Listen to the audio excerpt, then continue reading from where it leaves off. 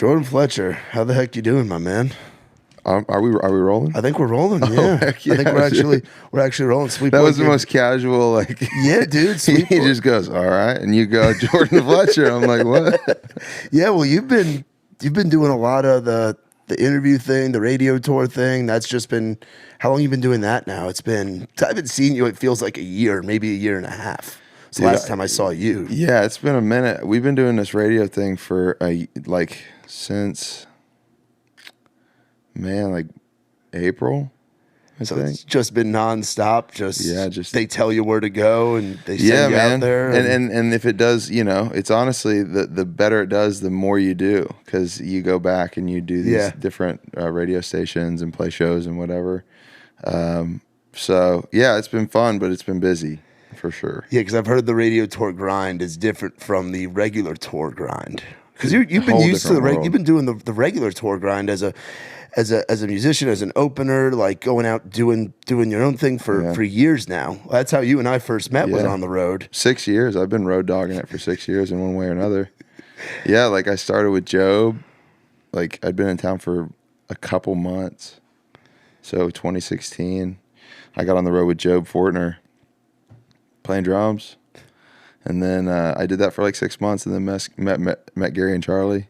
And so I did that for years before I got off the road with them. So how does that kind of grind of, and then you doing your own stuff, which is how we had met from when you were out doing 2019, when things really started clicking and happening. How does the show grind compare to the radio tour grind? Dude, it's a whole different world. I didn't expect it to be that way, but it's like, you kind of have like your schedules, like for if you're doing the weekend warrior thing, you leave on Thursday or Friday or whatever.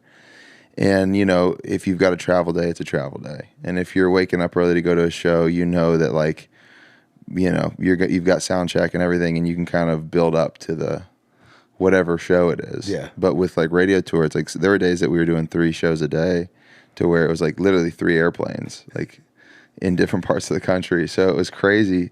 It was like you're getting up at 4:30 in the morning, and that's 4:30. No one likes that. And then you get to where you're going, and you're meeting these new people, and you're making good impressions, but it's like it's still, you have to be on, like as an artist, and you have to be engaging, and you can't just be like dead, you know what I mean? Yeah. And then you play, so you have to perform, and then you have to decompress, and then you play another one after lunch and do the same thing multiple different times, and then you just go to a hotel room and just like pass out. So it was like a mental game and a physical game. It was weird. Like I did not expect it to be as tough as it was. And my label was super considerate of me, because I was like, man, I want to get home every week to see my family. Yeah. And because a lot of times artists will be gone for weeks at a time. Yeah, which is, and then is it just you out there? Or is it like the different regional reps, or do they? So the regional reps. Yeah, I'll go to the different areas with the different reps, but it's just me and the guitar for the performance part of it. So just you fly. So have you developed a favorite airline and a least favorite airline from all these flights that you've been taking? I don't know. Because I've heard horror stories of certain. Yeah, man. I see you've got the guitar in the travel case. Like that's how I know you've been flying around. Yeah, that doesn't leave it. To be honest, the guitar doesn't leave that travel case. Yeah, because that's the heavy duty one. Like I know Trey just got one of those because he's like, man, I don't want this airline fucking with my guitar, So we went out and got him that heavy duty one. So have you had any like flight horror stories? Flight horror stories. It's just like this year was weird, man. Like some of the best airlines that I've gone, but I mean I don't know, because now I have like a good gauge of like I was flying, dude. I probably took like 60 flights this year. I don't know, like it's ridiculous, right? So I did that. So it's like now I actually get to see the ugly truth of like airlines. And like, dude, some of the airlines, like Delta was screwing up, bro. Like Delta's supposed to be like the best. Yeah. I'm not trying to throw shade, but I'll throw shade, man. Do you have rewards points with certain airlines now? I'm sure I do. I don't know. I was going to say, you got to stock up them reward points. I'd say Southwest, for what I'm doing, Southwest is the best, man. American definitely is. They've come a long way too, because they'll do like a free check. But like Southwest is 2 free check bags, and if you have your guitar, they don't act like it's some foreign object they've never seen before. Yeah. Everyone else is like, "What is this thing?" And I was like, "It's a guitar." I mean, it's like you've been around, right? Yeah. Like that's what this is, and like so many different, But Southwest, like, yeah, that'll be fine. Favorite in-flight snacks. Or did you take a flight that was long enough to get the meal? Remember back in the day when they used to give you like whole ass meals on there? Yeah, but I mean, Now they give you like nothing. Or your flight's so quick. Yeah, a because lot you're of going them. I from mean, market to I market would to go east to west coast. So that's 4 hours. So like we've done plenty of that. But I will say, I know I just threw shade at Delta, but they got those biscotti or whatever. Oh, it is. dude, those little cookies are the best. Yeah, You'll get 2 of them. Those little ginger shortbread things. Yeah. And like I think I have some in my backpack right now, just like that's a true traveling man right there. Yeah, man, I got them, and you just get some coffee and you dunk them. And, oh, dude, the best. Like grandma style, straight up. Grandma style for sure, the best. Is there a favorite place that you've been, like where you didn't know what to expect? Because you're from Florida, but you've traveled around the country for years doing the music thing. But when you do the radio tour thing, you're getting to see it from a different angle. Is there a city or a place that was like, oh damn, I didn't think I was gonna like this place as much as I did?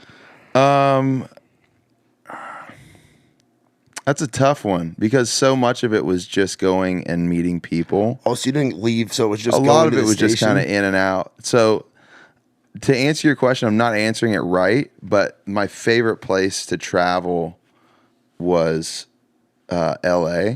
But I knew I was gonna like just for like the surfing purposes more than anything else. Did you get to go surfing? I did. We had one day where one of the stations had to reschedule, and they added the song. So they rescheduled, and they added the song. So I had a free day. I went to Huntington Surf and Sport, which I've gone multiple times. Anytime I go to LA, I go over there, and they rent me a board, and I just got to go surfing. That had to be like such needed decompression too, from just the going and going. Like to have the off day, they added the song, so the goal has been achieved. Yeah. And then you're in like surfing mecca, like out in California. Dude, it was unreal. And I got a Pokeball, which is like my favorite thing right now. Dude, that's what Bonner likes, isn't it? Isn't it, McElwain? The Pokeballs? I think that's what he likes. Yeah, our buddy Trey Bonner raves about the Pokeballs. Dude, it's like the best thing. Do you get him here in Nashville? Yeah, there's a place called Poke Bros. I'm gonna go right after this. Because it's like here in. Well, you can get bad ones though. Like you have to like kind of try them all out. Because I went to one, I forget where it was. It was like too sweet. And when you're messing with raw fish, dude, you just don't want it to be wrong. It's got to be right. Yeah. You know what I mean? And this place, Poke Bros, is like great every time. Yeah, and getting a Pokeball along the coast has to just hit different. Like when you're on the West Coast, their Asian cuisine is just unmatched. So yeah, it's like a Hawaiian style thing. That's the closest you can get, to Hawaii, I guess, the California coast. Yeah, I mean, at least as far as like mainland U.S. is concerned. But yeah, dude, that was great. I love LA. Hell yeah, dude. That's awesome. I've only been out there. I've only been to San Diego. I haven't done LA yet. But as a New Yorker, I do want to go just to compare the differences. I know it's a very different pace. Have you had to do a show in New York City? I've gotten to do a few of them. We did one most recent that was like a lot of fun. How chaotic is it? So it was more like an industry show that I did. Well, I'm just saying, just getting into New York City and just the hustle and bustle, or like having to drive a van in a trailer. Worse. It's not worse, dude. Honestly, the sketchiest. I haven't done a trailer. I haven't done a bus in a trailer. I haven't done like a van in a trailer or a bus in a trailer. I've just taken the train and as like living there, like growing up there. I've never had to like really go in there on like touring. Dude, honestly, it wasn't the show that we recently played. A lot of it was just like we flew in and we just got a big old Uber. And it's just like took us where we were going, and we had backline some stuff. So it was like a modified show. But the sketchiest time was when I was following Gary and Charlie when I had that camper on the bed of my truck. Oh yeah, you had one of those. You had the camper that later got passed down to Chad Bishop. That's right. I don't know if Chad still has it. Chad still has it. Oh, sick. Yeah. But yeah, so I drugged that bad boy into New York City. Found one of those, those like dry, like where they'll park your car, like. Have you seen that? Yeah. Like they lift it, like they have like these slots. Oh yeah. Like, yeah. I parked the car in there. Yeah. So it's like I was like, hey, I need to park my rig in your parking cubby. I don't know what it is. Like, what do you call it? It looks like cubby holes for like your shoes when you're like a kid.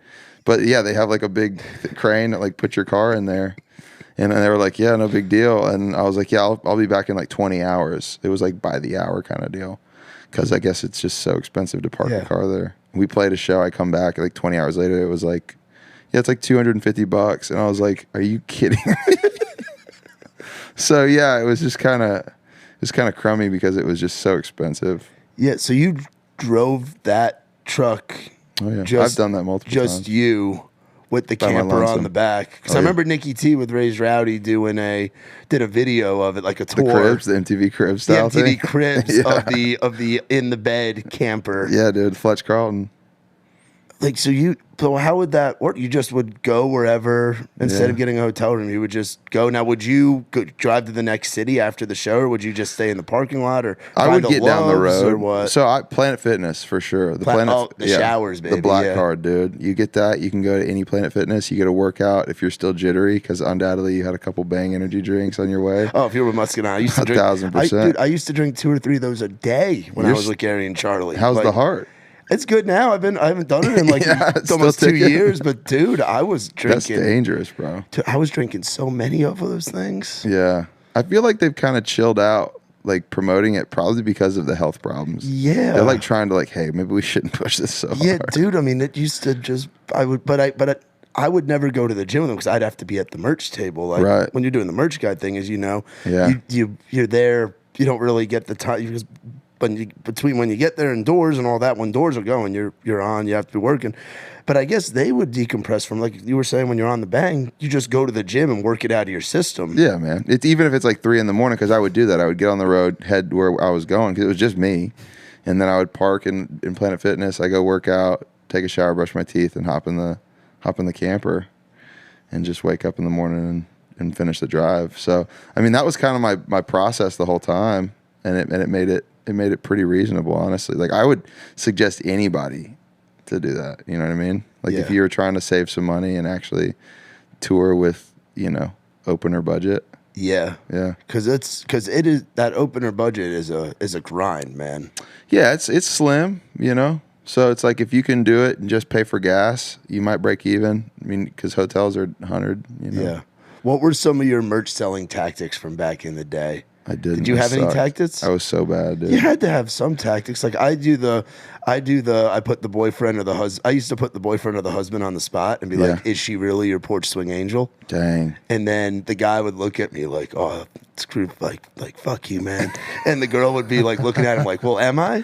And then he'd buy like everything. That's genius. No, I didn't do that.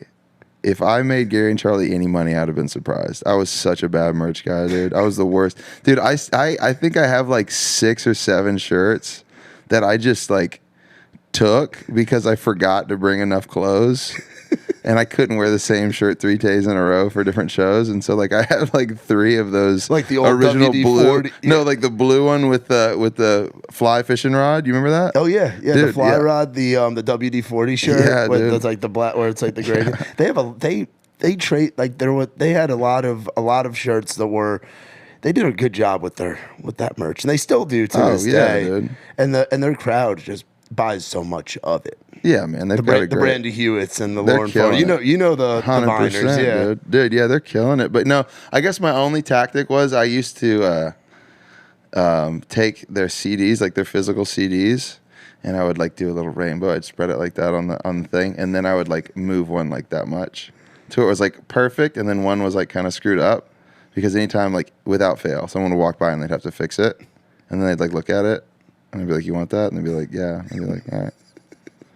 So that was like my only thing. That is a good little. A little move. psychotherapy, just psychoanalyst, just seeing. Yeah, now with the Trey stuff, because I still help out on the merch side in addition to doing the TM thing. I'm doing probably like wearing like 5-6 different hats within a lot of the hats. Trey. Yeah, it's a lot of hats, but all of us do within the camp. But it's like to go from selling the Muscadine like porch swing angel kind of stuff to the Dick Down in Dallas stuff.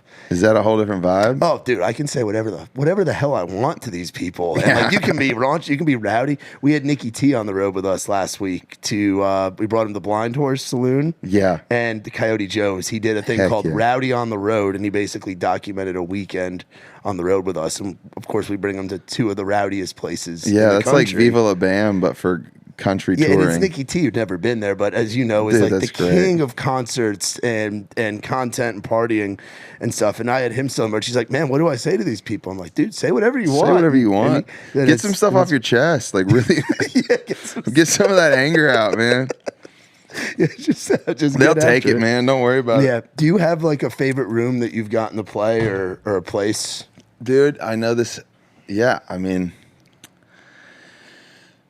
the obvious one is the Opry. That was pretty dope.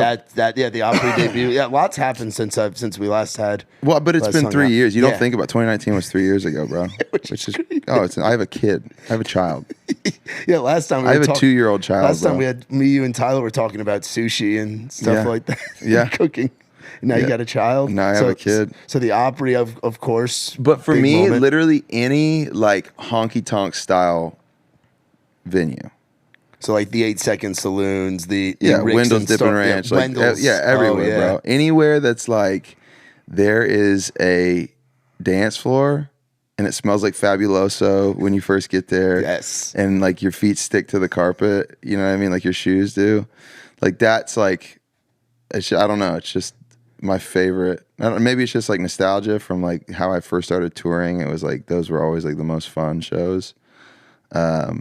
But yeah, any place like that is always my favorite. Yeah, that's what I like too. The rowdier, Yeah. the better. Because to me, it's a lot of those rooms, and it's like in the Southeast, you have a lot of them. I mean, they really do have them all over the country. But for me, it's like the pinnacles of like the Coyote Joe's, the Cotton Eye Joe's, Joe's on Weed, all the Joe's places are always great. Joe's in Rosemont. Yeah, Joe's in Rosemont. They're always those venues are always a lot of fun. But theaters are fun too, and like really, Well, I mean, it's just a different environment. I like the crowd being into it. well, Personally. I have fun at both of those. Theaters are like are a lot of fun for me because one of my favorite things to do is just kind of like have a song, tell the story, and then sing it. Like that's my favorite thing to do. Write a song, go somewhere, doesn't matter who it is, tell you about it, and then play it for you. And so it's like I feel like a theater really accommodates that really well. You know what I mean? So it's like you get to kind of have more of like an undivided attention thing, kind of a listening room vibe. But then also if you want to rock out, you can do it. Yeah. Yeah, so I do like theaters too. It's hard, man. It's hard to say like what room you like the best because so much of it has to do with the crowd. Yeah, and the crowd can be different each time you go through there. Yeah, and it doesn't really. I mean, definitely one is more conducive to something than the other. But it's like if your crowd's into it, they're into it. Doesn't matter. Did you ever go to the Blue Room in Statesboro, Georgia? Sure have, yeah. So Absolutely. that to me is on the list of. Yeah, dude. And you were with that was back. I'm guessing that was back with Gary and Charlie. Or was that with Job? I think Or I've was that- done or was that you all doing of the headlining above. stuff? I Or think you've- I've done all of the above. I've been there so many times. I've sold merch there. I've played drums there. I've sang my own songs there, dude. You know, I might as well own the place. I don't know. Yeah, that to me is one of my like just favorites because again the crowd is just absurd and the kids man. just love the music Yeah. and it's fun like especially in your early days of touring when you go to some rooms and it's like shit is wild. Oh yeah. Statesboro's No, it definitely is, and they've like redone that room a few times. I think. yeah, the right? town of I've heard from JD Groover and a lot of the South Georgia guys that Statesboro used to be like to me it's one of the wilder places that you can go now, but back in the day it used to be a lot wilder. Like and it has changed. I could see that though. I could see that, and I think there's a few of those that are just throughout like different college towns that just they take it there. You know, like my wife went to Florida State. So Tallahassee's great. yeah, Tallahassee's a blast, man, and it is that, and like it stays true. You know, it keeps the reputation going. But I think Statesboro's similar. It's a little bit smaller of a school, but like, jeez, they get after it, dude. They do. They sure do. That's a one of a kind place. Now, since last episode we did, like you said, 3 years ago, you've had a lot of big things happen. Obviously, the record deal. I think at that point you had signed at Seagayle. Yeah, so I've been at Seagayle since 2018 or 2017. Yeah, so you had the deal at Seagayle at that point, which sounds like that's all man. going awesome, man. What a crew over there to get to be a part of. They're so good, man, and they're some of the best just people. You know, I've been blessed to have like some really great folks work with me and let me be part of their their system, man. Like Seagayle, JD, he's been my guy for the longest time. And, you know, it's just like, as you know, this industry is all about people willing to invest in you and kind of take a chance. And he was really like one of the first dudes to really like kind of make that happen. You know, Gary, Charlie, you know, that all was pretty early on in my career or time here in Nashville. And so, yeah, man, they've just always cared. And it's like, it's always been beyond like, you know, what I can give, because the answer is like nothing, because like so much of it is them just like believing in one thing or another about what's going on with what I'm doing. But yeah, Seagayle's awesome, man. We've gotten some great songs, and I love where I'm at as a writer right now. Yeah, and I've got you know, I thank them for so much of that. You know. Yeah, and this project, which is half of the full project, right? Yeah. So chapter 1, you talk a lot about your dad in there. How big of a role is kind of the story of growing up and the family dynamic for you and telling that story and having that message in there with a song like Firebird with death and taxes and like, dude, the stuff just good vibe, just easy listening. Like it makes you feel something when you listen to it. Me and Nikki T were jamming out to it. We're jamming out to it a bunch last night. We were driving around getting into our usual shenanigans. Heck yeah. But for you, like the story of talking about your dad passing and Firebird and all that stuff. How important is that stuff to you? Well, man, it's integral into who I am, you know. And I think for me that this whole album has been just it like, for lack of a better word, therapy. You know what I mean? Because I didn't know it was going to be an album. I didn't know I was going to have a record deal when I was writing it. I didn't know it was going to be a project. I was just kind of writing these songs. You know what I mean? And like, because I thought I was moving back to Florida when COVID hit. Really? Yeah, 100%. My first publishing deal with Seagayle was up, and we found out Kelly was pregnant, and we didn't know, like, nobody was cutting anything, and I didn't have a ton to like that would make sense for me to negotiate. Like not to say my deal was bad, but you know, beginner deals are beginner deals. Yeah. You know, you're supposed to develop as a writer and get more stuff, and then it can expand and kind of facilitate more going on. But like, I was just in the spot where I just didn't have a ton happening, and then COVID hit, and it was like, man, I don't know if I'm gonna be able to keep this up. And so I was kind of getting my head around the fact that we were gonna move back to Florida, and I was like, well, while I'm here, I might as well tell my story. You know, and so that was where that all came from. It was just literally me trying to tell a story to my son, because, you know, he was just born. He wasn't even born when I really started writing it. And I just wanted to have something to kind of give him if he was like, hey, man, why was I born in Nashville, Tennessee? Yeah. You know, just something. And it was really cathartic. And then it just so happened that Triple Tigers thought it was something worth investing in.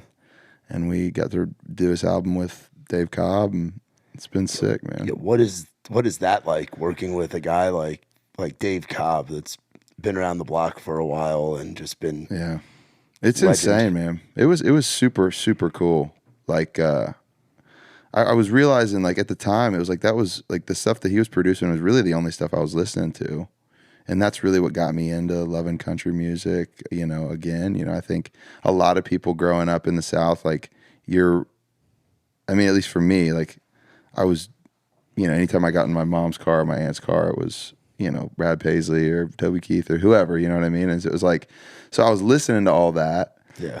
But that was like what my parents were listening to, you know what I mean? So I was like kind of finding other stuff. And then it wasn't until I got back into college that I was really diving into, like, you know, I mean, Ryan Nelson got me he really got me into writing, because he was doing that whole thing, and he'd always been in like hardcore bands, and then he started kind of diving more back into country music. And I remember he made an album when we were all in college, and I was like, dude, this is sick. How do you like write songs? And so we kind of like dove into that.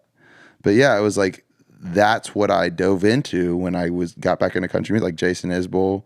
I mean, Stapleton, when he came out, I remember when that happened, it was like mind blowing. Yeah. And it was like Traveler's a one of a kind album. 100%, man. It's the 20 years of his Nashville story. Yeah. And then Sturgill, like, that was the soundtrack of college for me. Yeah. Like, my cousin and I, we used to go to this it's called Pete's Bar in Neptune Beach. And it's the oldest bar in like, I think in Jacksonville or in that area. And we would play bumper pool and drink, you know, whatever Bud Heavies. Yeah. And they had a jukebox, and we just spin that Metamodern sounds. So it was kind of like a full circle thing to where it was like I didn't think I'd get to work with him, and when the label like brought it up and he was into it, I was like, heck yeah, man. And it was super cool. And the way he does stuff is so different, and it's just so raw, and that whole thing. It was a really cool experience. And it sounds like he let you be you, which is a big thing too. For sure. Yeah. Well, and I had to play. I say I had to. Like you have to. Like I had to step up in a lot of ways because it was like I was playing like the acoustic parts. I was singing, and it was just like so much. It was like it was raw, man. There's so much of it was like on the spot, live recording. And then, like, if we were overdubbing stuff, I'd go play the electric guitar parts or then do the harmonies, which is something that I've just, like, never done. Yeah. And he was like, we're going to sit here until you get these harmonies. Yeah. You know what I mean? And so he just, like, really pushed me to be, you know, what I could be. You know what I mean? Which is super cool. Yeah. Now, talk about the whirlwind of Meon. Of you putting that out and you writing that song, and because I remember when that was kind of going on, because that was right before COVID, right? Yeah. And I remember the town was talking about it, and what looking back on that, the kind of the craziness of that. Well, that was wild too, because it was like one of the first times I'd written something that I'd gotten like outside interest in. So I was writing with Reed Isbell, who's just an incredible songwriter, and it was the first time I'd ever met him, and so we were at Seagayle, and I remember I didn't have a title or nobody had anything, and we just kind of sat down, and I think I had that guitar lick, and we just kind of started writing from top to bottom, like verse, like through, you know what I mean, which is kind of uncommon sometimes, and so we got kind of halfway through this chorus, and we're like, man, where's this thing going? And I remember I'd brought some homemade mashed potatoes, and I heated them up, and I guess that gave us the fuel we needed, because we finished the rest of the song like it just poured out. And I remember we you know, put it down in a voice memo, and he turned it into Jonathan Singleton, and I turned it into Seagayle, and JD was in meetings, so he hadn't heard it yet. And I remember Jonathan reached out like before the end of the day, was like, yo, who's this guy? And what's going on with the song? And JD's like, I haven't even listened to it yet. He's like, listen to it. And so it just kind of immediately, like when you got someone like Jonathan Singleton being like, yo, what's this? Everybody's like, whoa, what is that, right? And so it got a lot of attention. And I remember I like, JD like called me into the office, and I was like, man, I could cut this song. He goes, I could pitch this song. And I was like, dude, I really want this song. You know, don't give it away. Which is it's a terrible way to try and be a songwriter if you're trying to keep all your best ones. Yeah, but if you're trying to be an artist, and that song means something to you. But you got to get something going. You gotta, you know, you gotta have something going. But you know, I was young, and I was like, man, I was like, don't pitch it. And he goes, well, what if I can get Luke Bryan to cut it? And I was like, okay, yeah, if Luke Bryan wants it, he can have it. And I walked out. No big deal. We'll see you later, JD. Funny. And we go on the road, and I was actually with Muscadine, and we went to my mom's house because we were back down in like Florida for the run. And instead of getting a hotel, we all stayed at my mom's place. And I remember we were fishing that morning, and I got a call from JD, and he was like, hey man, you're not going to believe this, but you just got a Luke Bryan hold. And I was like, are you kidding me? I was like, that was my song. I told you that was my song. And he goes, you said I could pitch it if it was Luke Bryan. I said, I didn't think you'd actually do it, man. And I guess there's like some, the way the story went is it kind of goes down that I was, because JD he always said I was the only person in Nashville that got upset that I got a Luke Bryan hold. And I wasn't upset. I was just like, what the heck, man? Yeah. But yeah, he ended up not cutting it, and so I got to cut it, and I did the project. I did that with Jonathan Singleton, and we got to do a bunch of stuff together. So it was just like a really, really great thing that happened. It just opened so many doors. I think it says something about you betting on yourself too, and being like, this is something I wanna say, like I can do this. Yeah, man. Well, I think so much of that is part of this whole thing. Like if you're going to be, at the end of the day, you know, you can only make so many logical decisions. At some point, you have to decide what you're going to lean on. And it's like, it's not always going to make sense, every decision that you make. But it's like, if you really do believe that what you're doing is worth listening to, you know, I've always said, like, if you want to get a management company or a label or whoever to invest in you, and like you look at what's required, it's like, say it's $1 million to get you, say that's what it is total, to get all your stuff taken care of, album, radio, whatever, promo. If it costs $1 million, ask yourself, if you had $1 million, would you sink every bit of it into your project? And if the answer is no, then you need to work on that project. You know what I mean? And I think that was a thing for me. I always gauged it as being like, would I put my own $1 million into this before I ask somebody else to do that? You know what I mean? And so I think that's part of the whole thing of getting your head, like kind of getting your head in the place of being like, yeah, I believe in what I'm doing. Yeah. I believe in $1 million worth or $2 million worth. Yeah. Yeah. And speaking of getting your head in the right place, you and I have something in common in that we're both not drinkers anymore. Yes. How important was the sobriety thing for you? Like, do you think you'd be able to do what you're doing now and what you've been able to do the last few years without making that, like, if you were still drinking? Like, how important is having that clear head as a writer, as a dad, as a husband, as a musician, an artist, like everyday life? Just how big has that been for you over the last few years? I mean, I'm sure you see that. I mean, that's like, I'll tell you right now, that was the first thing I thought. Well, there were two things I thought when I quit drinking. I quit drinking, and then I remember I had a $100 bill folded up in my wallet, and I remember like a month later, it was still there. So I wasn't, you know, and if you're drinking, that goes away in a night. Oh, yeah. Right. So I was like, whoa, I'm not going to be completely broke forever. You know what I mean? And then the second thing I noticed was once I started getting to do all the stuff that I was doing, like driving for Gary and Charlie and doing all this stuff that just was so taxing and required so much of you that I wanted to do, I would not, like at the state that I was in when I was drinking the way I was, it just wouldn't have ever worked, man, because I was so unhealthy, man. I was like sniffing 300 pounds, like my hangovers were vicious. It was like just such a dark place for me. Yeah. And I was just really dealing with a lot of demons, like, and that wasn't, you know, and that was one of the biggest ones, and it was causing its own issues too. So it was like, that's gotta go, you know, and I'm really thankful for everything that happened to get me to the headspace that I needed to quit. Yeah. Cause I wouldn't have been, I'm just not that guy, man. I'm not the guy to be able to kind of take that, do that lightly. Yeah. Especially like with what I do and the way I choose to do things. I'm lean and mean, you know, I learned that from Gary and Charlie. So it's like, I'm driving most of the way everywhere, and, you know, I'm doing as much as I can myself. And it's like, if you're trying to, you know, recover from a hangover, you're not going to be able to do all that stuff, much less be a husband and a dad. Yeah. And, you know, try to go to the gym and, you know, have other things going on and write songs and do that whole thing. Like what everybody does. I'm just not the guy who's able to do that and then add, you know, half a bottle of Jack Daniels to it. Yeah. Was it tough do you remember the first time you played sober? Yeah, it was Whiskey Jam. Yeah. I remember. That's a tough place to play. So when you're used to just going in there and especially back then when the drinks were as cheap as they were. Yeah. Like that was the spot where you'd rage on a Monday or a Thursday night.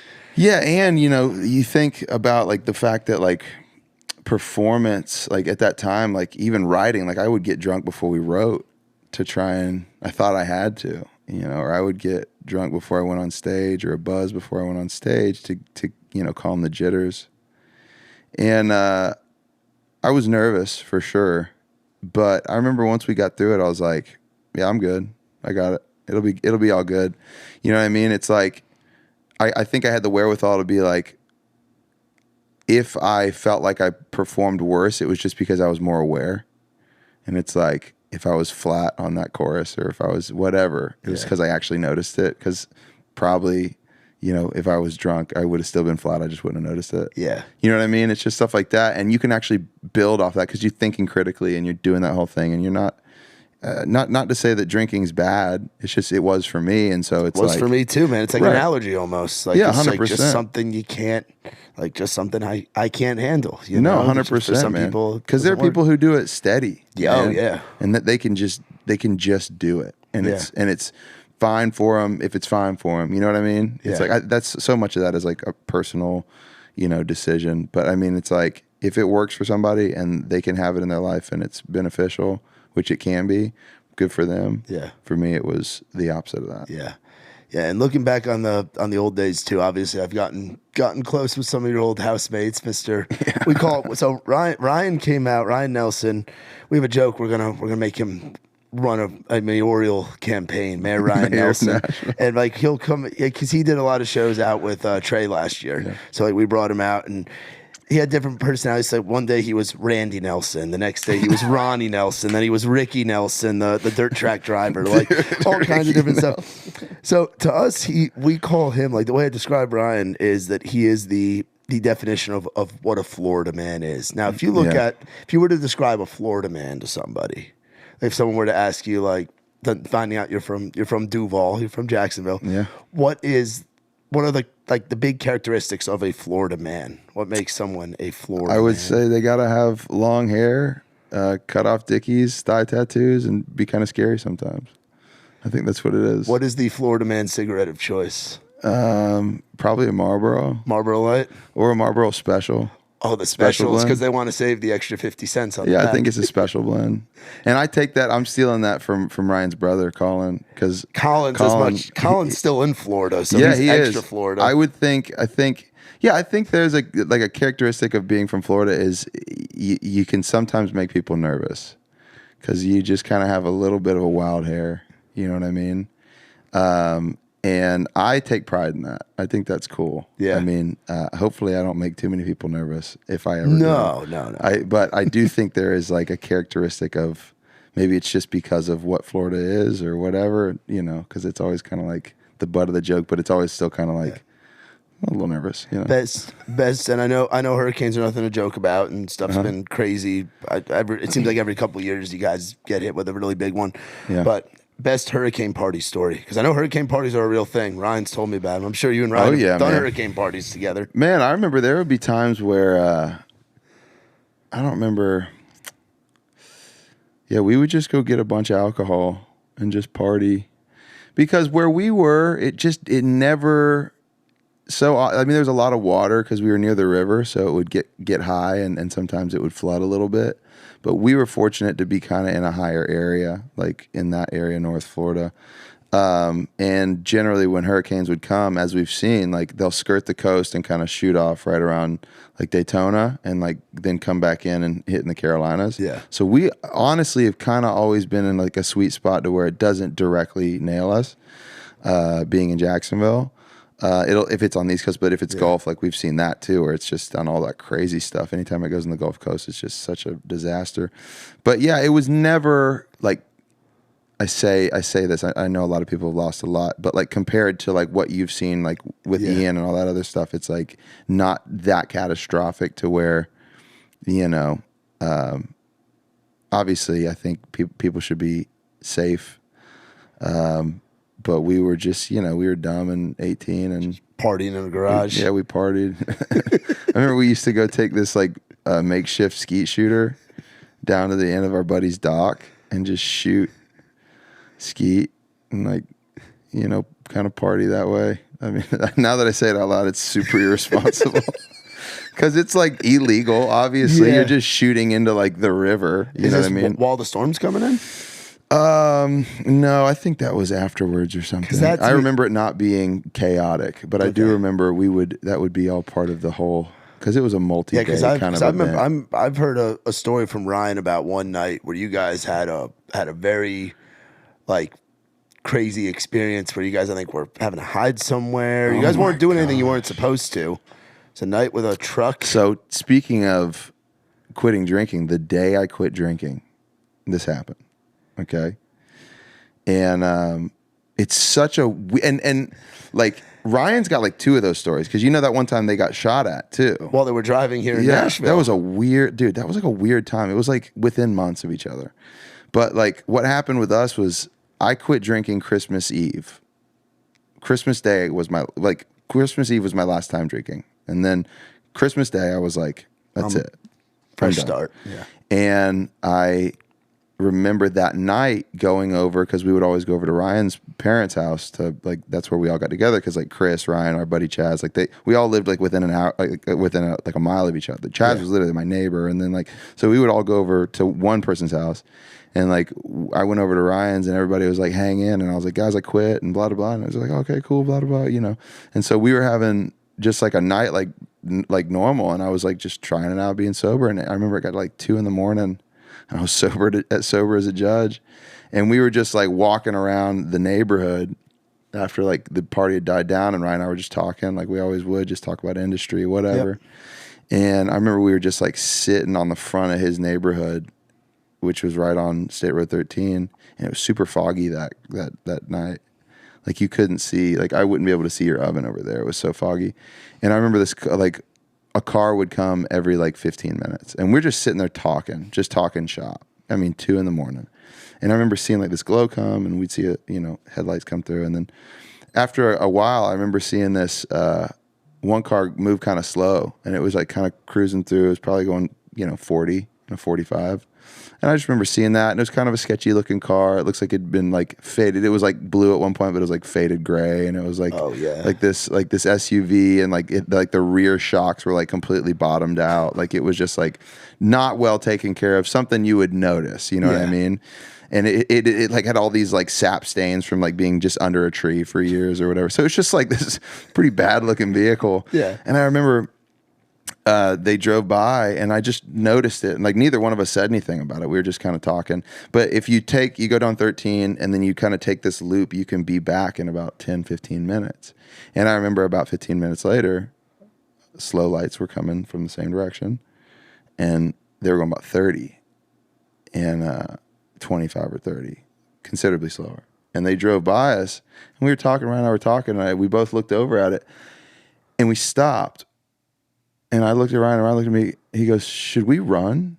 And I was like, for whatever reason, I don't know. Like, that's not a normal thing to say in a normal situation. No, hey, should we run? It's like, no, I'm not going to run.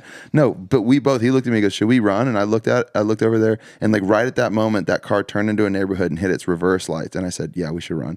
And so we took off down into his neighborhood, took the first left, and then the first house on the left. So like just like the first place that we could find cover. Because I don't know, it was just like going with your gut, just being like, this is bad news, man. This is on Christmas? Yeah, it was Christmas Day. And so, like, I'm thinking in my head, I'm like, man, so they're definitely coming back. And it's like, your buddies by their vehicles. And I was like, man, none of our buddies drive that car. Our buddies would have hollered out the window. Yeah. You know what I mean? It's not like, it just didn't make any sense. You know what I mean? And so like we ran over, and we get to this house, and they have this like big car hauler, like those enclosed like 3-axle car haulers in his driveway, and it's parked right up to his garage. And so like we run around this thing, and we're just kind of standing there. And I remember seeing because the fog was so dense, you could see the lights over the pine trees. And so you just see it take a left slowly into Ryan's neighborhood, and takes another left, and you hear it go into the grass and stop. Lights go off. Car turns off.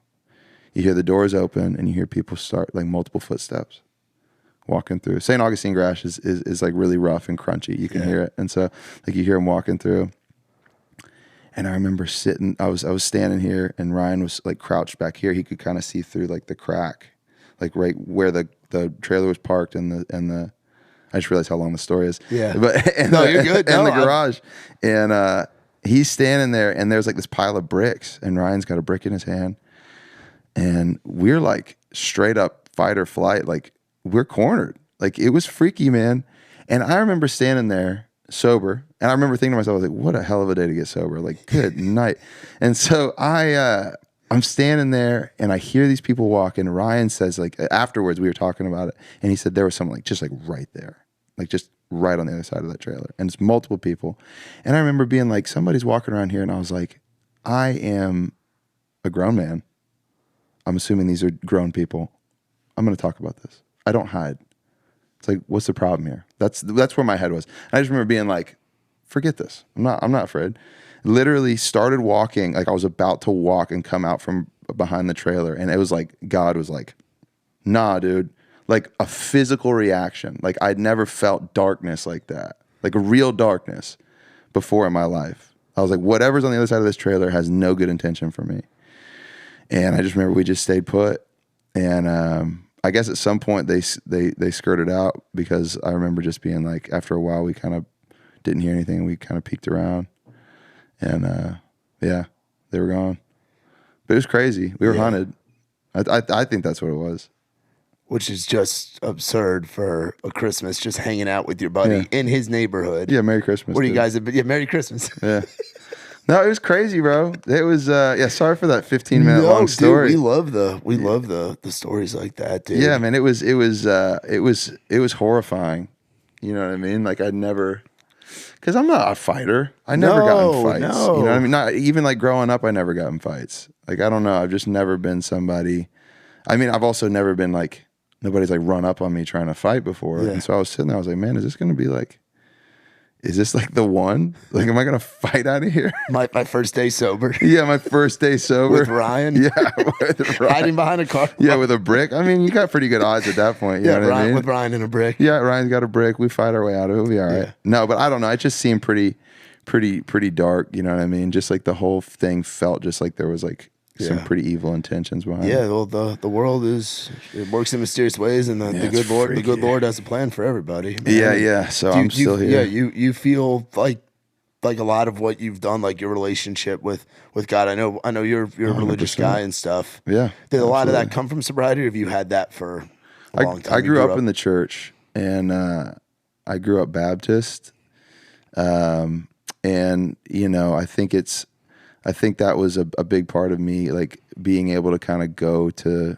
you know, prayer, the Bible, whenever I was in trials and stuff like that. You know, with Dad passing when I was young, you know, it's just like you kind of have to approach that one way or another. And it's like, for me, it was kind of, that was always a part of my life. I like, to be fair, I haven't lived right, you know, but I don't know if anybody does. But it's always been just such a big source of kind of grounding for me. You know what I mean? Just having that as a reality, you know, having faith. Yeah. But yeah, it's like without that, none of this would have happened. I mean, because, you know, the industry is all about, you know, I mean, skills second, if that. Everything else is like opportunities at hand. Because I'm not the best writer or singer or player or whatever. And it's like I've got more than a lot of folks, you know, and I can't take credit for that. So there's been a lot given to me for one reason or another. Yeah, it's like the song. It's like it was funny looking back on the Meon story about you as a writer, and then you fast forward during COVID. One of the first Zoom writes that you have during COVID in that time is Better Than Me. With Gary and Charlie and Ray and Riley and Randy Owen getting on that. That was crazy. So that got cut twice. Like right after we finished it, Riley put it on an acoustic project. Yeah. And then it got recorded again, and he had Randy Owen sing on it.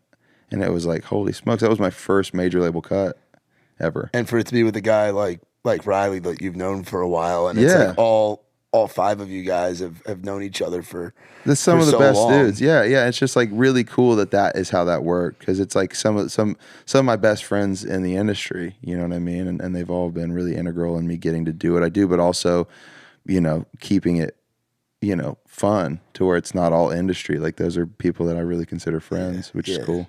Now let's talk about the Jordan Fletcher single at radio right now. Yeah. Is it Rather Be Broke? So Death and Taxes. Death and Taxes, excuse me. Yeah. Was Rather Be Broke on? Was that out? Were you doing radio tour with that at all? Because I feel like it streamed well. It got a lot of good exposure.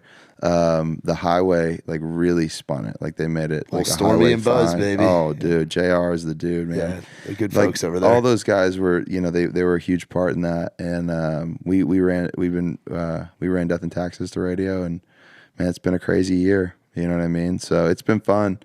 Yeah, it's cool that I'm getting to do this. I mean, because this is what you come here for. Yeah, you know, it's what you moved to Nashville to do.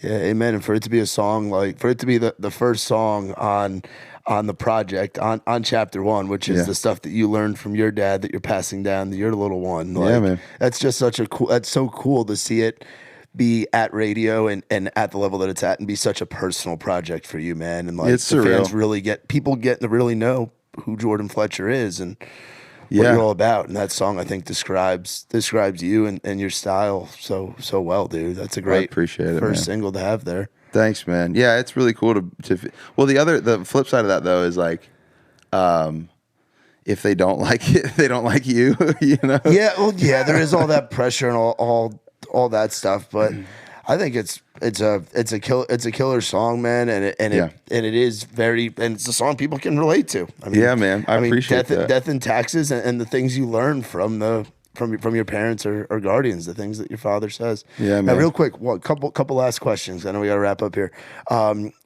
Favorite band out of Jacksonville: Leonard Skinner, Molly Hatchet, or Limp Bizkit? Dang, dude. Can I have a tie? I mean, it depends on what's going on. Like I'm always like, dude, Leonard Skinner is like obvious. The gods, yeah. You can't not love Leonard. Like being from Jacksonville, like yeah, Skinner's, Skinner. But Limp Bizkit, bro, like, dude. I like anytime. I don't know if it's because it's in the water or something. I know some people make fun, but dude, I love Limp Bizkit. Oh, dude, butt rock is my favorite. Dude, Fred Durst, bro. Yeah, rock music from like 1998 to like 2006 was just straight fire. Dude, 100%. So actually, here's a fun fact. I used to take drum lessons from this guy named Rick Kirkland, and Rick Kirkland, he was doing adjunct teaching at Jacksonville University, and I was just taking class. I was wanting to learn how to play jazz because I've been playing drums forever. And he actually, John Otto, which is Limp Bizkit's drummer, took lessons from him. And he told me he remembers when John Otto was like, yo, man, because he was like, I guess he was classically trained, like doing like jazz. Like he was doing jazz in school. Like he was going to be a performing dude with that. And he was like, man, this band's taking off. What should I do? And like he remembers like coming to him and he's like, well, you should, follow whatever, and he went with Limp Bizkit and they became, Limp Bizkit. Yeah, which is pretty sick. So I'm one person away from John Otto is basically what I'm saying. That's a big deal. I'm basically Limp, you know what I mean? I'm basically Fred Durst. Yeah. I just bought, we did you see we did a butt rock night? I did see that. Everything but rock. Everything, yeah, it was, it was called, we called it, Everything But Rock Night. Or Nothing But Rock is what we called it. And we had like different country artists come up and do butt rock songs. We had our buddies Dean and Mikey. Yeah, dude. I saw Jordan Rager was up on Jordan that. Rager got up there. He sang Lips of an Angel. Dude, I love We had, that. Who the heck did, I think it was, do you know Stephen Carey? Yeah. So Stephen sang. He wrote on Rather Be Broke. Yeah, he did Break Stuff. At Butt Rock Night. So there's video of it somewhere, but we'll have to let you know when we're doing Butt Rock Night again. Dude, 100%. Because it's me and Nick. It's a Raise Rowdy in the Round like joint venture that we do, and we're doing it next year for Nikki T's birthday. Dude, so it's just a house band, and you just hop up there and sing your favorite rock song from circa 1998 to like 2006. Dude, I think I've already got it. Well, no, is that Butt Rock? I'll have to think on it. What song? I don't know. I kind of want to do like a Weezer song, but that's not butt rock. Yeah, that's a little. That doesn't count. It's like The Godfather's like Nickelback, Creed. I have to do some thinking. Hinder. Higher, dude. Do you remember when Creed did the Super Bowl? Yes. Dude, we love Creed. Dude, we watched that, dude. The other day we watched that, and dude, the thing that got me, because dude, love Creed. Yeah. The dude flying, the acrobatics, dude. Yeah. If you watch the video, there's a dude, shaved head, shirtless, doing straight up Barnum and Bailey's, like flying across the whole stadium. I was like, dude, this is perfect. Yeah. Like second to the most recent one, like the most recent halftime show, hands down. Yeah, it was. Looking back, that is a top one, and I feel like there's a butt rock comeback right now. Nickelback just announced a new tour. Oh, did they? They're coming out. Yeah, they're playing shows again and going around. So yeah. Better food, Florida or Nashville? If you're a seafood guy, I feel like it's obvious. Yeah, Florida, man. Like, and my favorite restaurants are in. There's one place in Nashville that I couldn't get in Florida, and that's Tacos y Mariscos. Dude, they're street tacos. Everybody's got a different favorite like Mexican place in town or a different taco spot. Well, dude, it's just there's like the authentic Mexican food here is just so good because I was thinking like when I went to California, I was like, man, surely I'll get a lot because that was like what I was told, like California, we got best tacos in California, but it's all kind of like Tex-Mex. It's like the flour tortillas and like fruit and stuff and all that, and it's like that's good. But like for me, the tacos that I could eat 15 of are just the street tacos. The double corn tortilla, some al pastor, some chopped onions and cilantro. Oh yeah, the cilantro is key. Oh, we're in business, dude. Yeah. Like dude. I'm gonna go get poke and get some tacos. Let's go. I'm just gonna empty out the bank account for lunch. Hell yeah, dude. That's what we're big Mexican food guys as well dude, over here. That's so great. That's badass, man. Well, dude, I really appreciate you coming in, hanging, and you ready for next year to be doing? Because we're coming up at the end of this year. You feeling good about going into 2023? Yeah, man. We got a ton coming.